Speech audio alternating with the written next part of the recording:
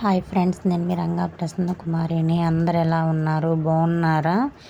మేమైతే చాలా బాగున్నామండి. ఈరోజైతే పందిరి చిక్కుడుకాయతో ఫ్రై చేశాను. ఎలా చేశాను ఏంటి అనేది అయితే చూసేయండి, ఓకేనా? కొత్తగా ఛానల్ చూసే వాళ్ళు సబ్స్క్రైబ్ చేసుకోండి, లైక్ చేయండి, షేర్ చేయండి, కామెంట్ చేయండి, ఓకేనా?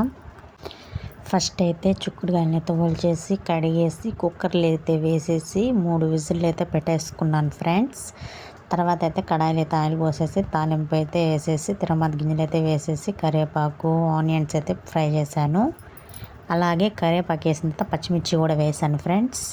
పచ్చిమిర్చి ఆనియన్ బాగా మగ్గిన తర్వాత అల్లం పేస్ట్ అయితే వేసాను. ఇక్కడ అల్లం పేస్ట్ కూడా బాగా వేయించుకున్న తర్వాత టమోటాలు అయితే యాడ్ చేశాను.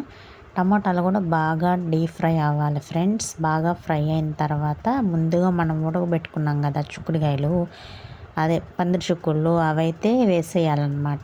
వేసేసి బాగా మగ్గించుకోవాలి. ముందుగా ఏమి వేయలేదు నేను, సాల్ట్ ఏమి వేయలేదు. ఇప్పుడే వేస్తున్నాను చూడండి. ఇక్కడ సాల్ట్ అయితే వేస్తున్నాను. అంటే అప్పటికి 50% కర్రీ ఫినిష్ అయిపోయిందనమాట.